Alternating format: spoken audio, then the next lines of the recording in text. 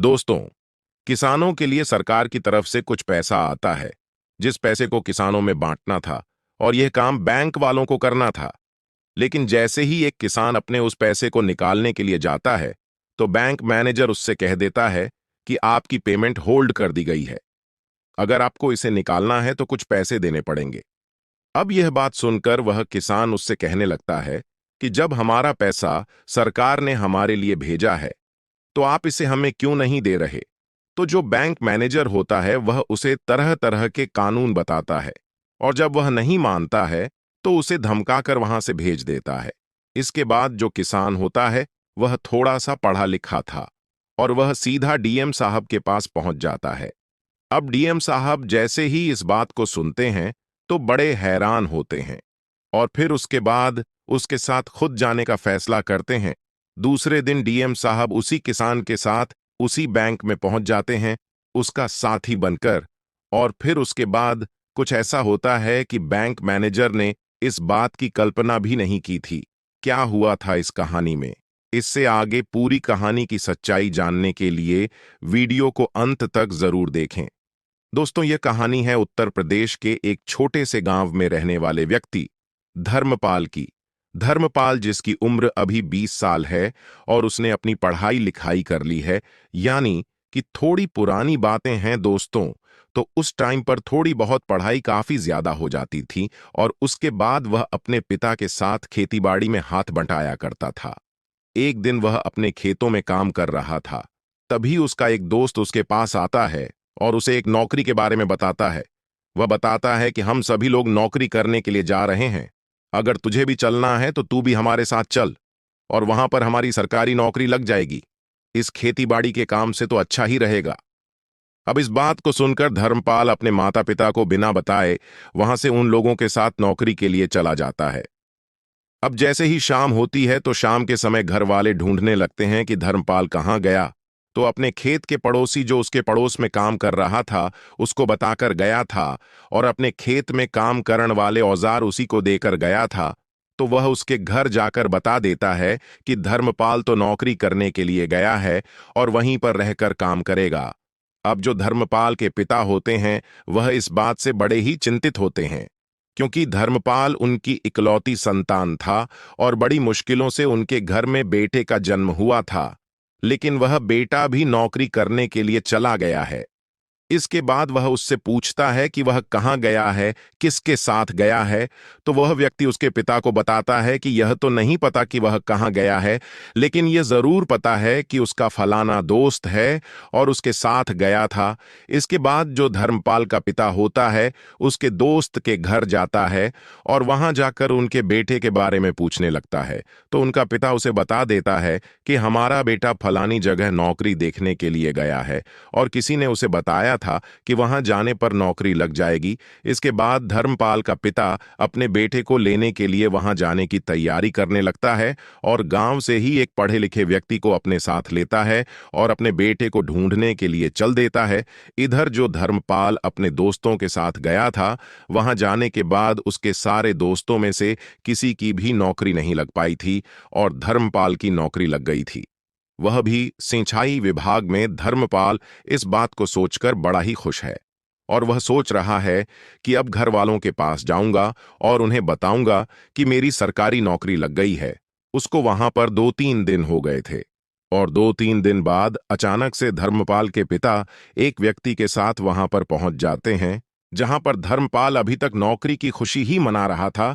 जैसे ही धर्मपाल अपने पिता को देखता है तो एकदम से जाकर उनके गले से लिपट जाता है और कहता है कि पिताजी, मेरी नौकरी लग गई है। अब मैं सरकारी नौकरी किया करूंगा।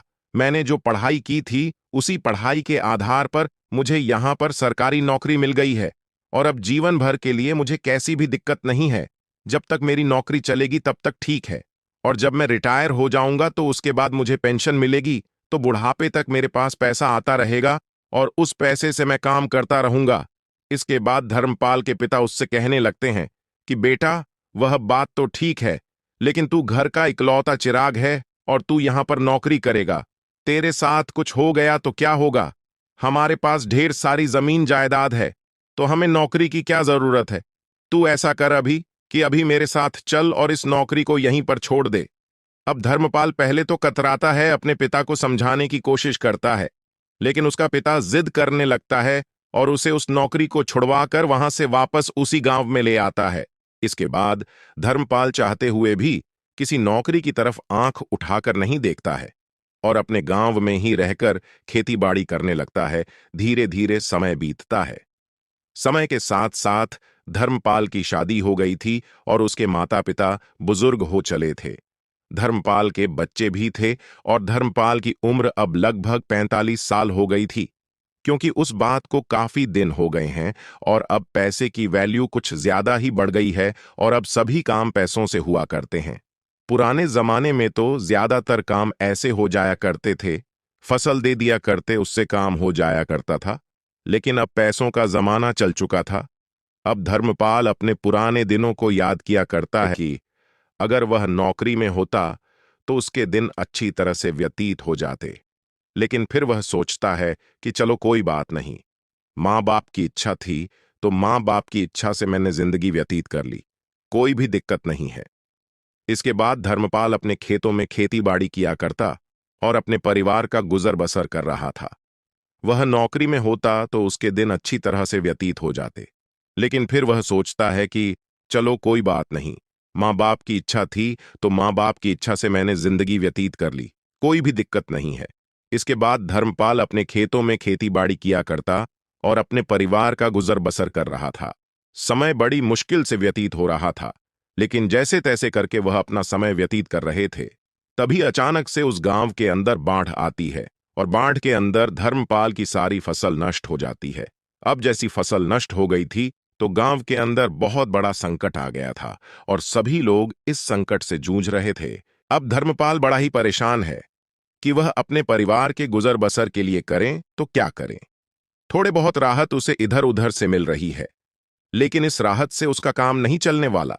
लेकिन तभी धर्मपाल को और पूरे गांव वालों को एक खुशखबरी मिलती है कि सरकार ने इन किसानों के लिए कुछ राहत धनराशि भेजी है, जो कि किसानों के खातों में पहुंच जाएगी और बैंकों के अंदर से वह उसे प्राप्त कर सकते हैं। इसके बाद इस बात को सुनकर धर्मपाल बड़ा ही खुश होता है और जैसे ही वह राहत राशि किसानों के अकाउंट में आती है तो उसके बाद धर्मपाल अपने अकाउंट से उस पैसे को निकलवाने के लिए चला जाता है बैंक में। बैंक में जाने के बाद वह मैनेजर से बात करता है और उससे कहने लगता है कि जो राशि सरकार ने हमें भेजी है उस राशि को मेरे को निकाल के दे दीजिए, मुझे बहुत ज्यादा जरूरत है। लेकिन जो बैंक का मैनेजर था उसने सभी पैसों को रोक लिया था, यानी कि किसी भी किसान को कोई भी पैसे नहीं दिए थे और वह चाहता था कि इस मौके का फायदा उठाया जाए और जितने भी किसान यहां से पैसे लेने के लिए आए हैं उनको 1,000 कम करके दिया जाए। लगभग 1 एकड़ के लिए 5,000 सरकार ने डाले थे, तो इस आधार पर वह सोच रहा था कि 1 एकड़ पर अगर 1,000 मेरे पास आ जाएंगे तो बहुत सारा रुपया पैसा मैं बना लूंगा। ये गांव वाले ही तो है, इन्हें कैसे भी उल्लू बना दूंगा और कोई भी दिक्कत नहीं होगी। इसी बात को सोचकर जो बैंक मैनेजर होता है वह धर्मपाल से कह देता है कि तुम्हारा पैसा अभी नहीं निकल पाएगा, इसके लिए बहुत सारी कागजी कार्यवाही करनी होगी और उसके बाद ही यह पैसे तुम्हें मिल पाएंगे। अब धर्मपाल थोड़ा सा तो पढ़ा लिखा था, तो वह उससे कहने लगता है कि कौन सी कागजी कार्यवाही। तो मैनेजर उसे तरह तरह की स्कीमें बता देता है और कहता है कि यह सब कुछ पूरा करना होगा और इसके बाद ही तुम्हें यह पैसे मिलेंगे। तो धर्मपाल उसे समझाने लगता है और कहता है कि देखो मैनेजर साहब, ये पैसे मेरे हैं, मेरे फसल का नुकसान हुआ है, इसी वजह से सरकार ने यह पैसे किसानों के लिए भेजे हैं और मैं किसान हूं तो यह पैसे आपको मुझे देने होंगे। लेकिन बैंक का मैनेजर कहता है कि अभी आपको पैसे नहीं मिल सकते, इसके लिए यह सब कुछ करना होगा। जब धर्मपाल उनसे जिद करता है तो उसके बाद बैंक मैनेजर उसे धमकी देकर वहां से बाहर भगा देता है और कहता है कि अब तुम्हें पैसे बिल्कुल भी नहीं मिलेंगे और तुम्हारे खाते को मैं पूरी तरह से सीज कर दूंगा। इस बात को सुनकर धर्मपाल को गुस्सा तो बहुत आता है, लेकिन जैसे तैसे करके वह अपने गुस्से को दबाता है और वहां से अपने घर चला जाता है। घर जाने के बाद जैसे ही वह अपने माता पिता की तरफ देखता है तो उसे अपने पिता को देखकर वह बात याद आ जाती है जब वह सिंचाई विभाग में लग गया था और उसके बाद उसके पिता के कहने पर उस नौकरी को छोड़कर यहां पर आ गया था। अगर वह उस नौकरी में लगा रहता तो शायद आज उसको यह दिन नहीं देखना पड़ता। और बैंक के अंदर से वह अपने पैसों को भी निकाल सकते। फिर वह सोचता है कि चलो छोड़ो, जो हो गया सो हो गया, लेकिन आगे की सोचनी चाहिए। आगे क्या करना होगा, उसके सामने उसका परिवार था और वह नहीं चाहता था कि इन पैसों में से एक भी रुपया किसी को मिले। जैसा कि बैंक मैनेजर ने उससे कहा था कि 1,000 रुपए का खर्चा आएगा और उसके बाद तुम्हें 4,000 प्रति एकड़ के हिसाब से मिल सकते हैं, तो वह नहीं चाहता था कि उसके पैसों में से एक भी रुपया कोई और ले। तो इसी वजह से वह अपने दिमाग में सोचने लगता है। सोचते सोचते उसे वहां के डीएम साहब का ख्याल आता है, क्योंकि वह पढ़ा लिखा था और उसे पता था कि अगर डीएम चाहे तो बैंक मैनेजर पर कार्रवाई बिठा सकता है और मेरे पूरे पैसों को मुझे अच्छी तरह से दिला सकता है। दूसरे ही दिन धर्मपाल वहां से सीधा डीएम साहब के ऑफिस में पहुंच जाता है और वहां जाकर उन्हें अपनी पूरी कहानी बता देता है। डीएम साहब उससे कहते हैं कि अरे ऐसा कैसे हो सकता है, वह तुम्हारे पैसों को दे देगा और तुम एक बार जाकर देखो तो। धर्मपाल कहता है कि साहब मैं एक बार जा चुका हूं और वहां से उसने मुझे ढेर सारे कानून बता दिए और उनको बताने के बाद कह रहा था कि इसमें लगभग 1,000 का खर्चा आएगा। अगर 1,000 तुम पर एकड़ के हिसाब से कटवा सकते हो तो उसके बाद तुम्हें अभी के अभी पैसे मिल जाएंगे, वरना वह कह रहा था कि तुम्हारे खाते को मैं पूरी तरह से सीज कर दूंगा। अब डीएम साहब जब इस बात को सुनते हैं तो उन्हें भी बड़ी हैरानी होती है, क्योंकि सरकारी अधिकारी को नियुक्त किया जाता है पब्लिक की सेवा करने के लिए, लेकिन यहां का जो मैनेजर था वह किसानों को परेशान कर रहा था। इसके बाद डीएम साहब उसके साथ चलने के लिए तैयार हो जाते हैं और उसके ही जैसे कपड़े पहनकर उसके साथ उस बैंक के अंदर चले जाते हैं। धर्मपाल को डीएम साहब ने पहले ही बता दिया था कि तुम्हें बिल्कुल यह नहीं बताना है कि मैं डीएम साहब हूं और साधारण तरीके से तुम्हें दोबारा से अपने पैसे मांगने हैं और फिर उसके बाद मैं बातें करूंगा। अब धर्मपाल दोबारा से बैंक मैनेजर के पास जाता है और वहां जाकर उसे अपने पैसों को निकालने के लिए कहने लगता है। अब मैनेजर धर्मपाल की तरफ देखता है और कहता है कि तुझे एक बार में कोई बात समझ में नहीं आती। तुझे बताया था कि अगर तुझे अभी अपने पैसे निकालने हैं तो 1,000 देने होंगे। इतनी ही देर में डीएम साहब, जो अभी तक मैनेजर की तरफ देख रहे थे, तो उससे कहने लगते हैं कि 1,000 किस चीज के देने होंगे। अब जैसे ही मैनेजर इस बात को सुनता है तो वह धर्मपाल की तरफ देखता है और फिर डीएम साहब की तरफ देखता है। डीएम साहब की तरफ देखकर कहने लगता है कि भाई तू कौन है और तू यहां पर क्या कर रहा है, क्या तू किसान है? तो वह कहता कि हाँ साहब मैं किसान हूं, ये मेरे बड़े भाई हैं और ये बता रहे थे कि आप 1,000 मांग रहे हो। तो मैंने जब इनसे पूछा कि 1,000 रुपए किस लिए मांग रहे थे तो ये पूरी बात को भूल गए थे। आप मुझे दोबारा बता दीजिए। इसके बाद जो बैंक मैनेजर होता है दोबारा से उसको तरह तरह के कानून बता देता है। यह पेपर तैयार होगा, वह पेपर तैयार होगा और कहता है कि अगर आप इन पेपरों को खुद तैयार करवाते हो तो इसमें 800 का खर्चा आता है। अगर आप चाहते हो कि हम इन्हें तैयार करवा दें तो 1,000 रुपए आपको हमें देने होंगे, तो हम इन पेपरों को अपने आप तैयार करके बैंक के लिए पूर्ति कर देंगे और आप ऐसा करो, इसमें से 1,000 रुपए हमें देकर आप यहां से इन पैसों को निकाल सकते हो। अब डीएम साहब इस बात को सुनकर उन पैसों को देने से मना कर देते हैं और कहते हैं कि ऐसा कोई कानून नहीं होता कि अपने बैंक में से पैसे निकालने के लिए इस तरह के फॉर्मेलिटी करनी पड़ेगी। अब इस बात को सुनकर बैंक मैनेजर थोड़ा सा गर्म हो जाता है और उसे कहने लगता है कि तू कौन होता है हमें कानून सिखाने वाला? मैं मैनेजर हूं, मुझे पता है कि किस तरह से बैंक को चलाया जाता है। क्या तुझे पता भी है सरकारी कामकाज किस तरह के होते हैं? ऐसा करके वह डीएम साहब को धमकाने लगता है और तभी यह बात डीएम साहब से बर्दाश्त नहीं होती है और उसके बाद डीएम साहब मैनेजर से कहते हैं कि देखो, आप बेशक से सरकारी अधिकारी हो, लेकिन यह प्रावधान कहीं भी नहीं बनता। मैं भी थोड़ा बहुत पढ़ा लिखा हूं, ऐसी कोई बात नहीं है। मुझे भी पता है कि सरकारी काम किस तरह से होते हैं।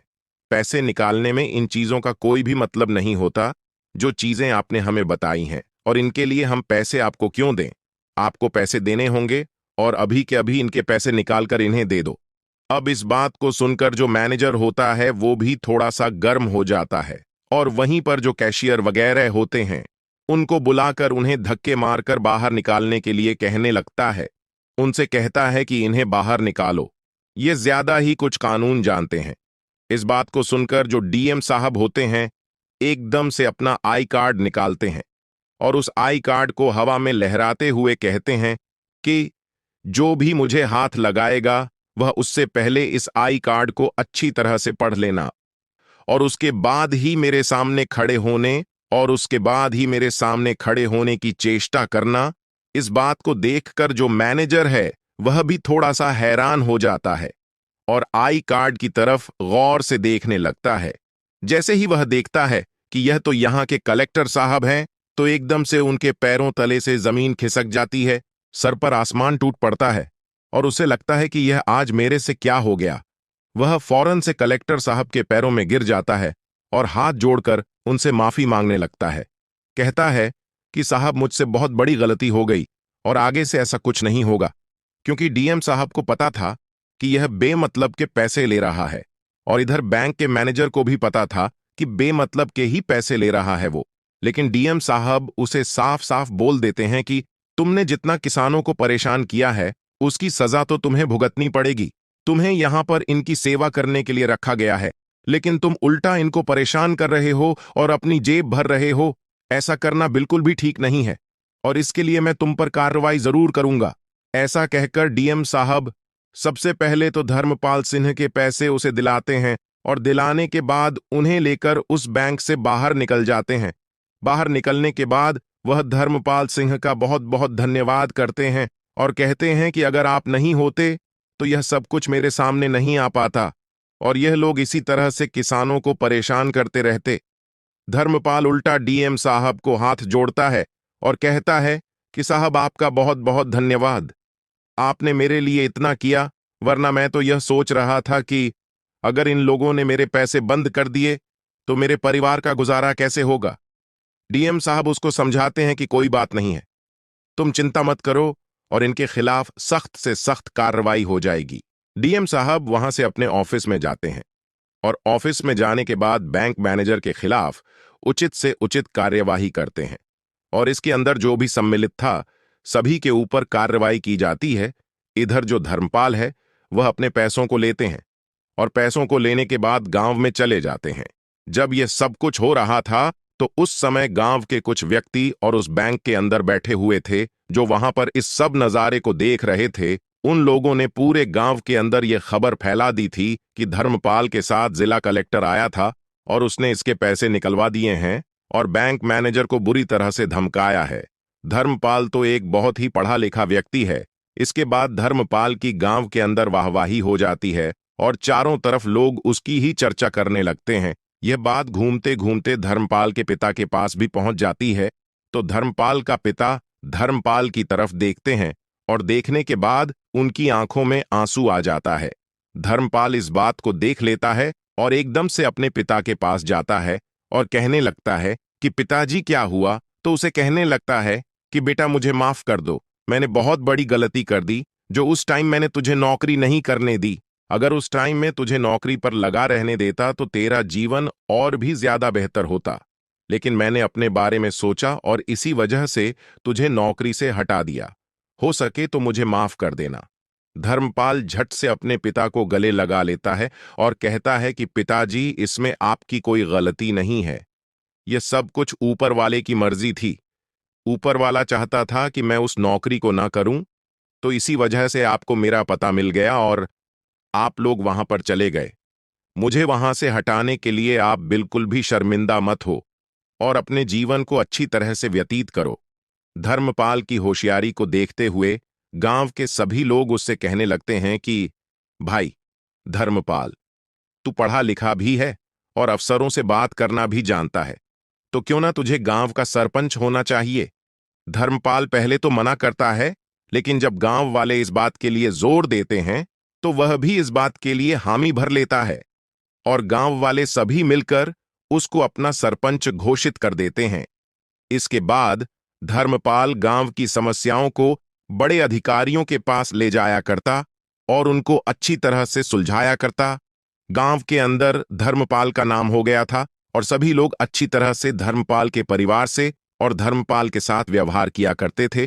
तो दोस्तों, यह थी एक छोटी सी कहानी जहां पर एक व्यक्ति को सरकारी नौकरी लग गया था, लेकिन बाद में उसके पिता ने उसकी सरकारी नौकरी हटवा दी और उसे वापस से गांव ले आया। गांव में फिर उसने कुछ ऐसा कर दिखाया जिसके जरिए वह सरपंच बन गया। अब क्या कहना चाहते हो आप धर्मपाल के बारे में और धर्मपाल के पिता के बारे में? आपका क्या कहना है? ईमानदार डीएम साहब के बारे में आपकी जो भी राय है कमेंट बॉक्स में लिख सकते हो, लोगों के साथ शेयर कर सकते हो। वीडियो अगर अच्छी लगी हो तो और वीडियो को लाइक और चैनल को सब्सक्राइब जरूर करें ताकि हमें थोड़ा सा हौसला मिले आप लोगों के लिए ऐसे अच्छे अच्छे वीडियो बनाने के लिए। इन कहानियों को सुनाने का उद्देश्य किसी को परेशान करना बिल्कुल भी नहीं है। ये कहानी आपको इसीलिए सुनाई जाती है ताकि आप लोग इन कहानियों में से कुछ ना कुछ सीख सको और अपने जीवन में उस चीज को अप्लाई कर सको। मिलते हैं किसी अगली वीडियो में नए टॉपिक के साथ। तब तक के लिए जय हिंद, जय भारत। आप सभी का बहुत बहुत धन्यवाद।